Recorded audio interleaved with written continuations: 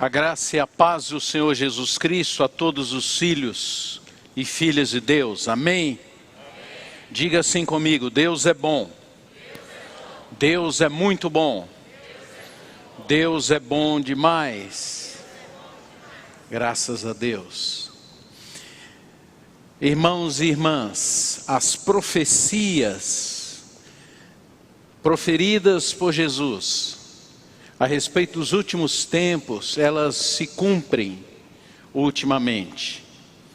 Elas estão presentes na palavra de Deus, nos evangelhos. Uma delas é que no final dos tempos, o amor se esfriaria. E cada vez mais nós estamos enxergando isso acontecendo com as pessoas. Nós estamos vendo que as pessoas estão vivendo de uma forma cada vez mais fria, cada vez mais distantes umas das outras. Evidentemente isso é consequência das pessoas viverem longe de Deus.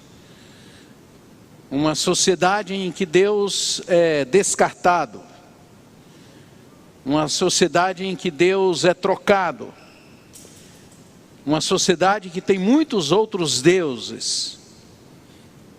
A definição mais curta e sucinta e que sintetiza a definição de quem é Deus Deus é amor. Entretanto, o que nós estamos vendo é um tempo cada vez em que as pessoas vão vivendo cada vez mais longe de Deus. Nesta noite eu queria compartilhar com os irmãos e irmãs um texto da palavra de Deus, 1 João capítulo 1, capítulo 4, verso 16 a 21. E eu vou pedir para o pessoal trazer o passador aqui da TV, que eu acho que eu deixei ali nos camarins. Se alguém puder trazer, eu agradeço. E eu vou convidar você a abrir o seu celular e a sua Bíblia, enquanto eu faço isso e os irmãos trazem para mim o passador. Ele está aqui na tela, mas você pode abrir. 1 João, muito obrigado, Eliode. 1 João capítulo 4, verso 17 em diante. E ele diz assim o texto: e nós conhecemos e cremos no amor que Deus tem por nós. Deus é amor. E aquele que permanece no amor, permanece em Deus. E Deus nele. Nisto é em nós aperfeiçoado o amor. Ou seja, à medida que nós temos comunhão com Deus, o amor em nós é aperfeiçoado. O próprio Deus em nós trabalha a nossa vida e cada vez mais nós amamos. Nisto é em nós aperfeiçoado o amor, para que no dia do juízo, portanto no dia das crises, ou no dia da última crise da vida, porque crise é o momento em que nós tomamos uma decisão. A última crise vai ser diante de Deus. Mas todos os dias nós temos pequenas crises. Então no dia da crise, mantenhamos a confiança, sem medo no coração. Pois segundo Ele também nós somos deste mundo. Segundo Ele também nós somos neste mundo. Ou seja, como é Jesus, nós também somos agora, enquanto vivemos. Como é Deus, nós também somos agora, transformados, aperfeiçoados pelo amor, nós vamos nos cada vez mais parecendo com Ele. Pois segundo também nós somos neste mundo, no amor não existe medo. Antes, o perfeito amor lança fora o medo. Ora, o medo produz tormento. Logo, aquele que teme não é aperfeiçoado no amor. Nós amamos porque Ele nos amou primeiro. Se alguém disser, amo a Deus e odiar seu irmão, é mentiroso. Pois aquele que não ama a seu irmão a quem vê, não pode amar a Deus a quem não vê. Ora, temos da parte dele esse mandamento, que aquele que ama a Deus, ame também a seu irmão. Essa é uma realidade a respeito de Jesus. O escritor John Stott, ele diz que nós temos aproximadamente 37 interpretações diferentes de Jesus ao longo da história. Então, ele fala de vários tipos de Jesus que foram sendo descritos ao longo da história. O que ele quer dizer com isso é que em cada período histórico as pessoas interpretam Jesus de uma maneira, compreendem Jesus de uma maneira.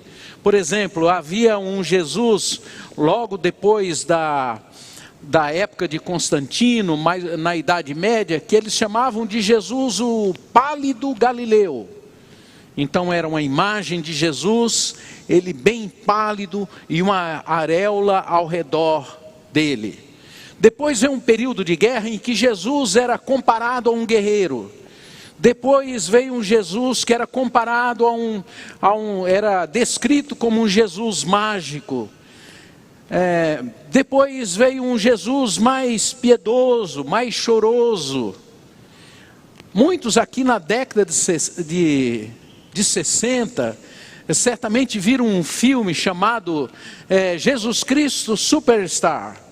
Então era um Jesus vestido de palhaço, em que ele fazia danças, fazia festas e dançava. Era um Jesus hippie, que era o movimento que havia na época de juventude.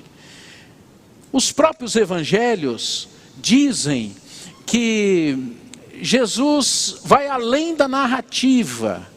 Ou seja, os textos bíblicos não conseguiram descrever exatamente quem é Jesus. Eles não conseguiam descrever quem era a pessoa de Jesus. Porque Jesus, ele vai muito além daquilo que a própria Bíblia diz. Ele existe desde a eternidade. Ele existe desde antes da fundação e da criação do mundo. Ele é o Deus eterno. Ele faz parte da Trindade. Então, por mais que as narrativas bíblicas falassem a respeito de Jesus, elas não conseguiam descrever quem era Jesus, quem é Deus.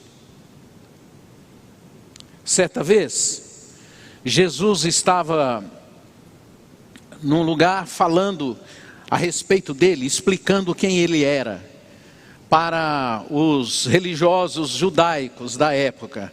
E eles começaram então a pressionar Jesus e assim afirmar que Jesus era blasfemo, que Jesus era herege, e eles então ameaçaram apedrejar Jesus. Então Jesus saiu daquele lugar, os seus 12 discípulos foram acompanhando, e a certa altura ele conversava com os discípulos e explicava o que havia acontecido ali, e ele se volta então para os discípulos e faz a seguinte pergunta para eles: o que o povo diz que eu sou? E os discípulos então explicaram para ele. Os discípulos falaram: olha, o povo diz que o Senhor era Elias, o povo diz que o Senhor era Jeremias, Elias fora um grande reformador, o povo diz que o Senhor é Moisés, que foi o libertador do povo de Israel, o povo diz que o Senhor é o Jeremias, que foram um dos últimos grandes profetas, que era chorão, o povo diz que o Senhor é a reencarnação de João Batista. E então ele faz uma pausa e pergunta aos discípulos: e vós, o que dizeis que eu sou? Os discípulos ficam sem responder, quando um deles se adianta, é Pedro, e Pedro diz assim: tu és o Cristo, o Filho do Deus vivo.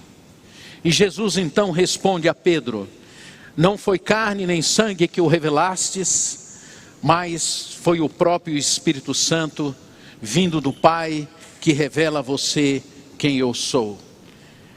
E então ele diz: bem-aventurado tu és, e sobre esta declaração que você diz, eu vou edificar a minha igreja, ou seja, sobre a revelação de quem é Jesus, é que a igreja se estabelece. Foi a partir desse momento que começou a haver uma compreensão melhor de quem era Jesus. Jesus vai muito além da narrativa, não foi apenas os gestos que eles viram em Jesus, não foram apenas as ações, não foram apenas os milagres, não foram apenas as atitudes, as bênçãos que eles receberam de Jesus. Eles tiveram, ou Pedro teve, uma revelação a respeito da pessoa de Jesus Cristo.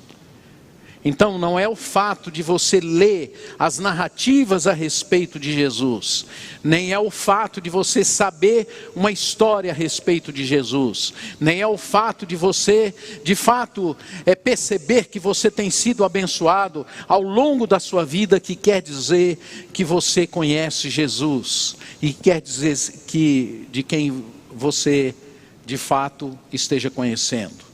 Para você conhecer Jesus, é preciso que o Espírito Santo de Deus revele ao seu coração, mostre a você, e você então começa a ter uma consciência do que significa crer em Jesus. E à medida que você compreende e crê em Jesus Cristo, você vai ganhando uma capacidade nova de viver, e de viver nessa dimensão do amor que a palavra de Deus nos pede e nos exige e nos afirma. Nenhuma outra possibilidade existe de você saber de fato o que é amar e de viver uma vida de amor, se você não conhecer a Jesus Cristo e se você não conhecer a Deus. A palavra de Deus tem 4 palavras que são traduzidas como amor. A primeira palavra é a palavra eros.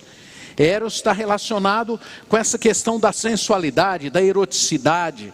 Então, as pessoas, quando se casam, elas precisam ter esta forma de amor no relacionamento. Existem outras palavras na Bíblia que são traduzidas como amor.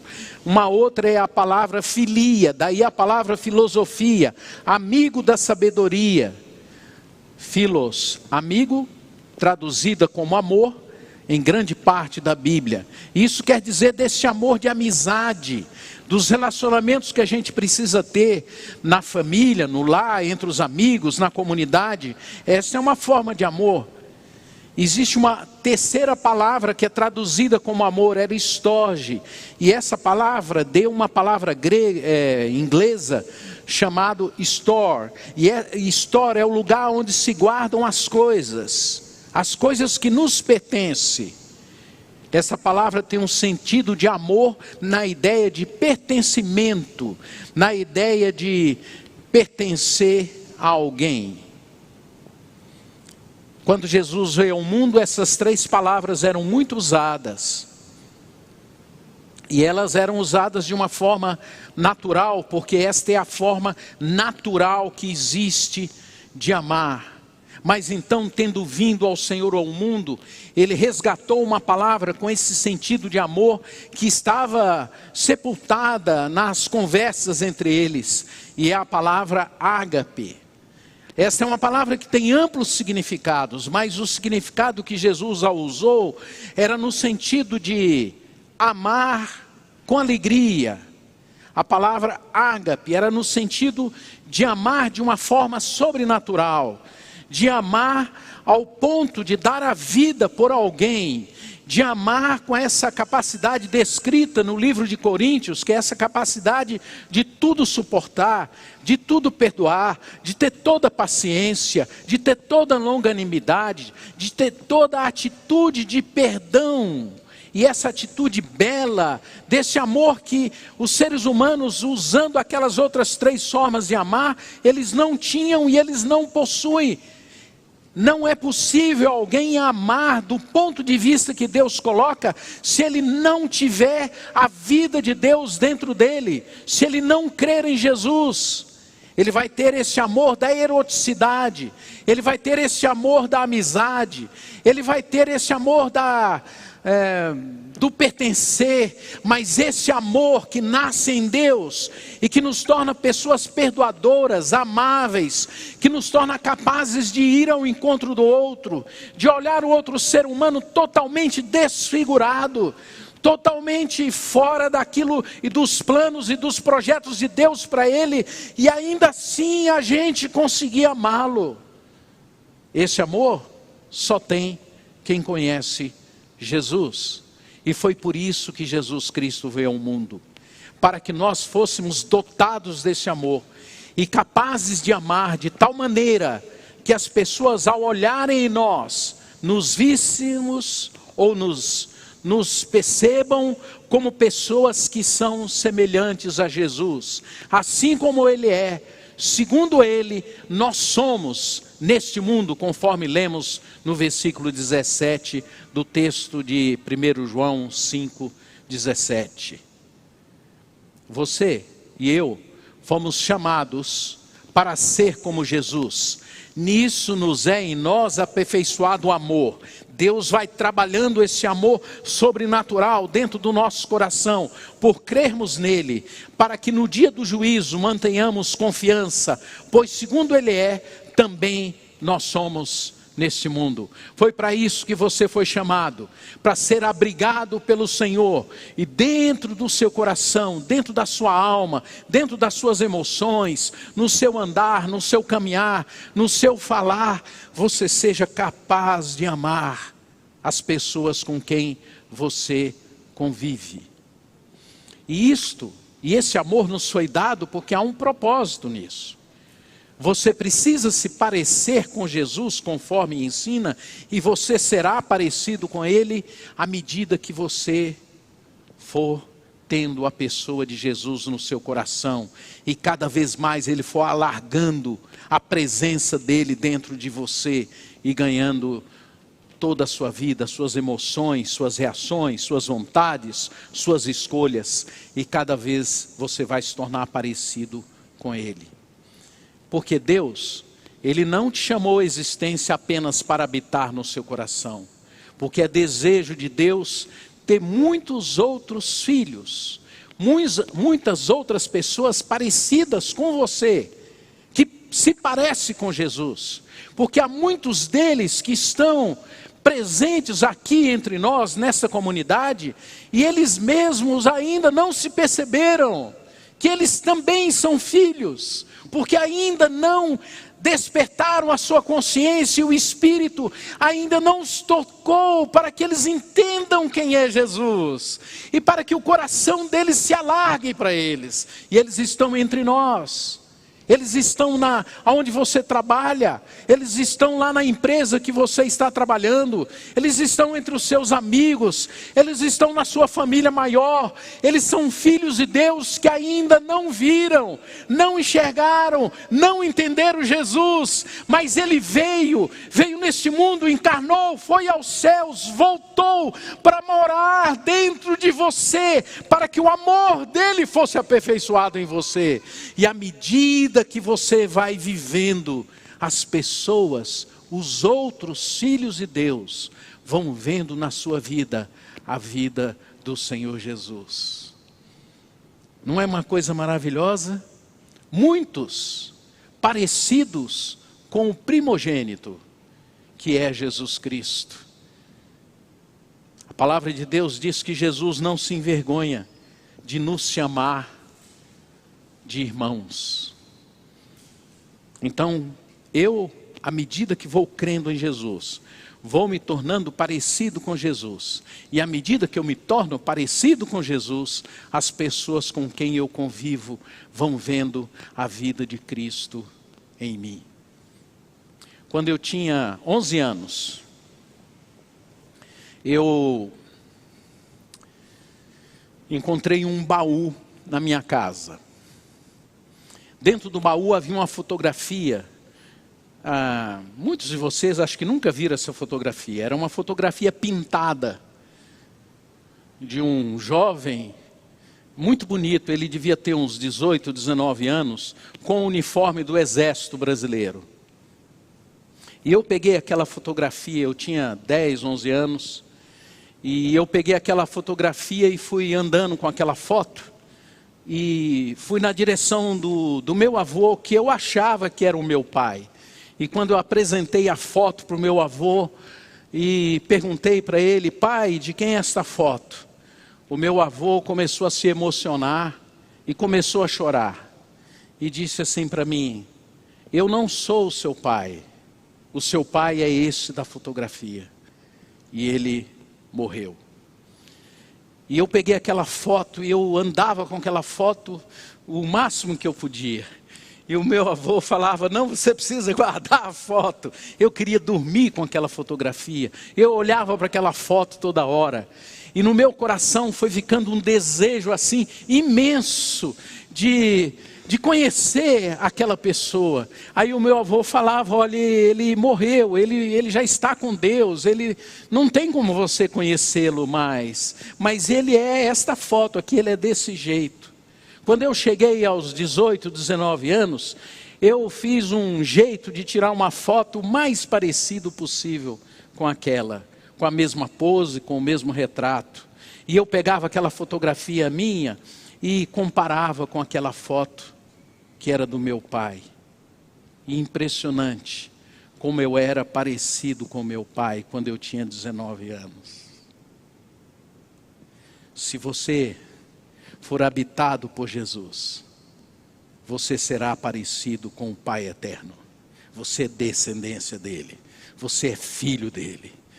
E o desejo dele é que você se torne cada vez mais parecido com ele. Esta foi a razão pela qual Jesus Cristo veio a esse mundo, para que você se torne parecido com ele, para que muitos outros se tornem parecidos com ele. Eu não sei o que isso significa para você. Para mim significa muito.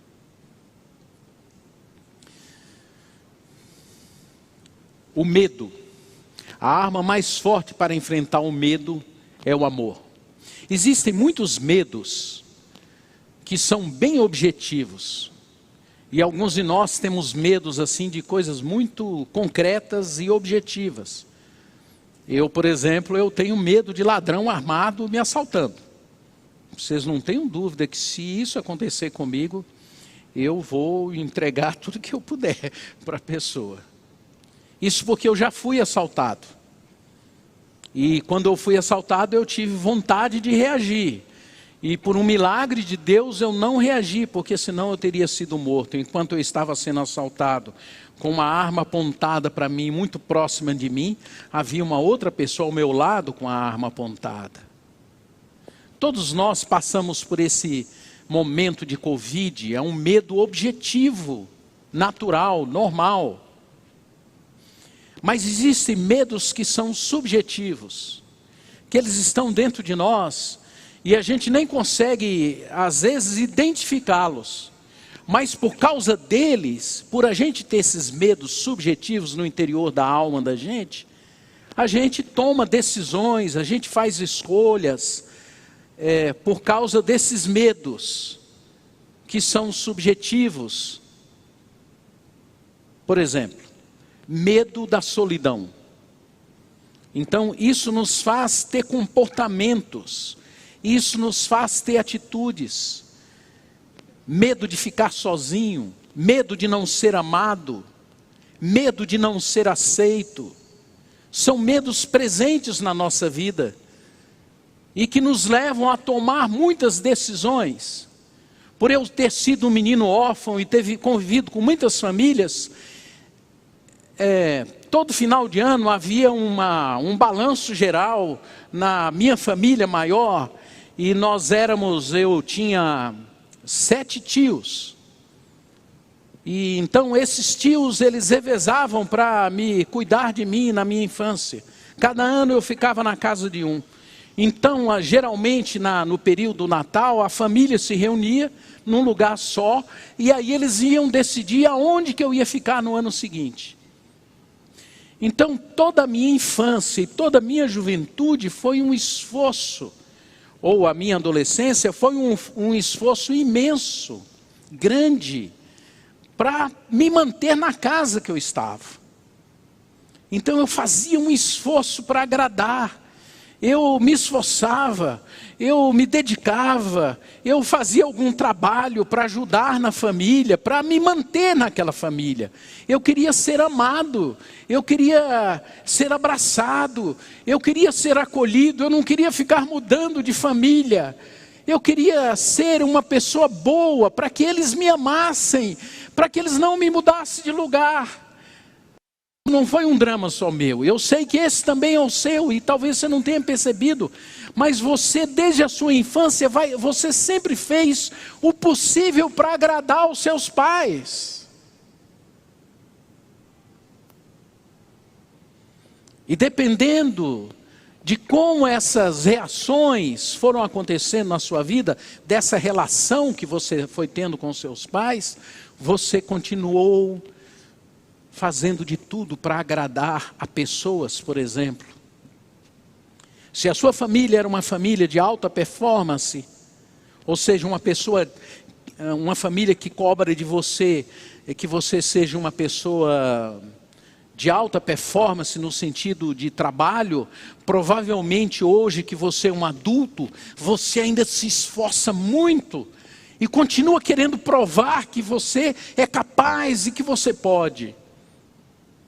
Se você foi criado numa família em que essa questão da sexualidade é uma coisa muito importante, e uma coisa de muito, da eroticidade é uma coisa muito valorizada na sua família, provavelmente hoje isso ainda é uma forma que você tem de viver e de tentar agradar e querer as pessoas. Você tem medo de não ser aceito e não ser acolhido, por isso você usa o seu corpo às vezes. E se torna, às vezes, até desequilibrado do ponto de vista da sua sensualidade para receber afeto de alguém. Medos que são subjetivos. Então, quando a gente pensa no medo, a gente sempre pensa que a melhor maneira de enfrentar o medo é a gente ser forte, ser corajoso, ser valente. A palavra de Deus diz que a melhor maneira de enfrentar o medo é o amor.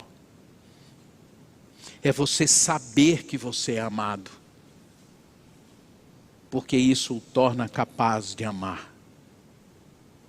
Olha o que o versículo bíblico diz: no amor não existe medo, antes o perfeito amor lança fora todo medo. Ora, o medo produz tormento.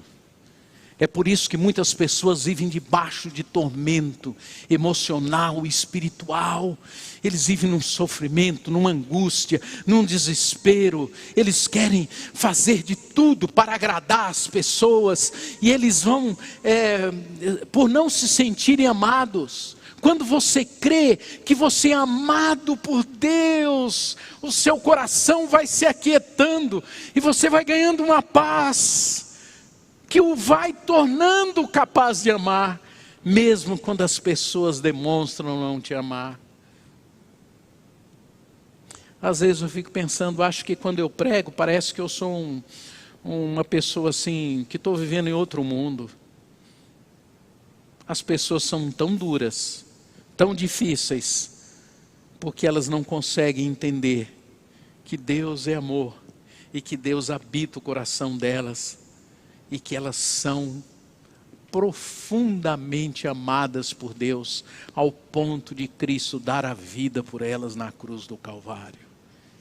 Quando você ama, ou quando você ama, o medo vai desaparecendo da sua vida. Você perde esse medo de não ser amado, porque você já é amado por aquele que criou todas as coisas e criou os céus e a terra. Então essas demonstrações humanas de pouco amor a nós não têm significado nenhum, eles se perdem e a gente então se torna capaz de amar essas pessoas, porque agora nós estamos cheios do amor e da presença de Deus. Irmãos e irmãs, amem a Deus, creiam no amor dele por vocês, andem com o coração tranquilo por onde vocês forem, que ele os ama. E à medida que vocês creem nisso, vocês terão um coração cheio de paz e capaz de amar as pessoas que estão ao seu redor. O seu coração vai desaparecer o medo. E quando você não conseguir agradar as pessoas, você não terá mais culpa dentro de você. Quando você não conseguir fazer as coisas que agradam a todo mundo, você terá no seu coração paz. Quando você se apresentar diante de Deus, ainda que você tenha errado e que você tenha pecado, quando você estiver diante dele, você não precisa ter medo dele, porque o sangue de Jesus Cristo derramado na cruz do Calvário tira toda a culpa e nos faz e nos dá ousadia, como diz o texto de Hebreus, de ir até ele de coração aberto e sem medo. O equipamento de Deus para demonstrar ao mundo é você. Quando Deus quis demonstrar amor ao mundo, ele não construiu uma torre. Ele não construiu uma pirâmide. Quando Deus quis demonstrar amor ao mundo, ele se encarnou em uma pessoa como eu e você. Quando ele quis demonstrar amor ao mundo, ele morreu na cruz, foi aos céus, voltou e escolheu você para morar dentro de você. Você é o equipamento. Você é a facilidade, é o facility para Deus demonstrar amor ao mundo. É assim, ele não habita em templos feitos por mãos humanas. Ele habita no coração daqueles que creem nele. Então quando você está andando lá na sua casa, quando você está lá, se você de fato crê em Jesus, Deus está usando a sua vida para que a sua família veja em você a vida dele. Quando você está trabalhando, Deus está usando a sua vida para que as pessoas saibam que Deus os ama.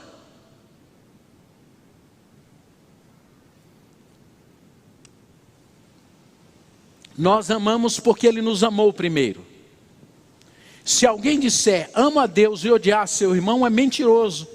Pois aquele que não ama seu irmão, a quem vê, não pode amar a Deus a quem não vê. Ora, temos da parte dele esse mandamento, que aquele que ama a Deus, ame também a seu irmão. Você é o equipamento. Então quando você olha para alguém, creia, Deus está usando a sua vida para que o amor dele seja visto por aquela pessoa. Como andar em amor? Aqui para a gente encerrar. Em primeiro lugar, creia que você é habitado por Deus. Se alguém me ama, guardará a minha palavra. O meu Pai o amará, e viremos para ele e faremos nele morada. Você crê que você é habitado por Jesus? Se você crê, meu irmão, o amor dele vai começar a se manifestar na sua vida. Segunda coisa, você precisa comer Jesus. O que eu quero dizer com isso é que você precisa se atolar na vida com Jesus Cristo. Você precisa fazer com que o seu alimento, o seu pão diário, o seu viver, o seu andar, seja Jesus em você. De tal forma que você exale o cheiro, o perfume de Cristo, a vida de você, de tal maneira que saia pelos seus poros, de tal maneira que seja percebido quem é Jesus em você. Não é comer do pão que nós vamos tomar da ceia. Neste pão e nesse vinho que nós tomamos, são apenas símbolos. mas é comer do próprio Deus, é beber, é encharcar a alma, o espírito, as emoções, o caminhar, o viver, o falar com a vida de Jesus. Muitas pessoas acham que eles estão comendo de Jesus quando eles vêm aqui e ouvem uma mensagem. Vocês estão experimentando muito pouco daquilo que Ele é. Paulo dizia que ele sabia tantas coisas a respeito de Deus, que algumas deles ele não iria conseguir nem explicar. Ele dizia, não me é lícito contar, porque se eu contar o que eu conheço dele por orar, conversar com ele, andar com ele, experimentar dele, as pessoas não vão entender.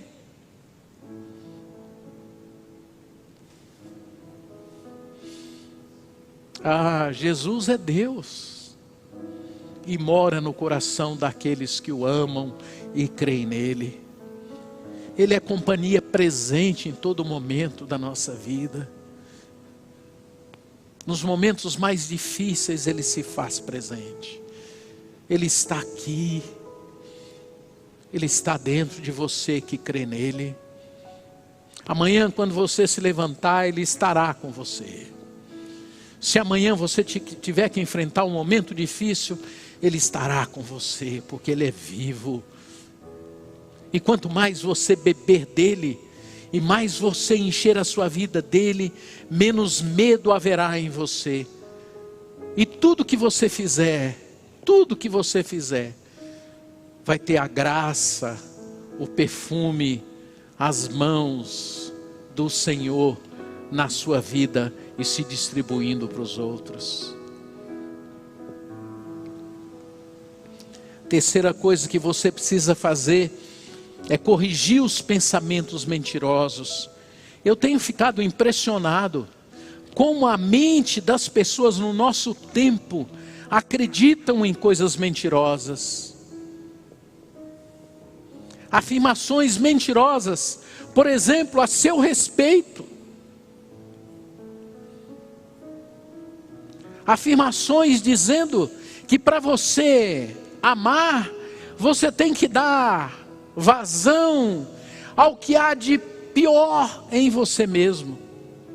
Eles dizem para você assim, você tem que ser você. A palavra de Deus diz que se fosse permitido a nós nos conhecêssemos e víssemos claramente a nossa podridão, tudo de uma vez só, nós não resistiríamos. Que coisa impressionante, como as pessoas acreditam que elas têm que ser aquilo que estão dizendo para ela que ela é. Elas violentam todo o projeto de Deus e dizem para Deus, eu estou insatisfeito com o que eu sou. O Senhor errou. O Senhor não devia ter me dado esse tamanho. O Senhor pôs o ouvido no lugar errado. Ele devia ser aqui na minha testa. Aos olhos, Senhor, o Senhor devia ter deixado de lado. O Senhor devia ter me ensinado a comer pelo nariz.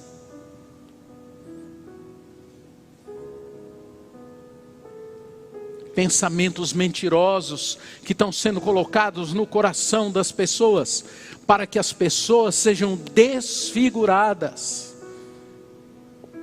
e a imagem de Deus seja abatida, derrubada, quebrada e não mais existente na vida daqueles que querem a Deus. Que pena. A palavra de Deus diz que a gente tem que lutar contra isso, mas que a nossa guerra não são terrenas, não são com os recursos humanos que nós vamos resolver isso. É pela fé, é crendo que Jesus Cristo morreu na cruz e resolveu morar em gente como eu e você, gente desfigurada, gente quebrada. Ele vem e mora no nosso coração e vai nos restaurando a nossa dignidade, restaurando a imagem dele em nós, de tal forma que as pessoas começam a olhar para nós e dizer: nesta pessoa habita Deus. Deus existe, porque não é possível ter um ser humano que ame da maneira como este meu pai, esta minha mãe, esse meu filho, esta minha filha ama.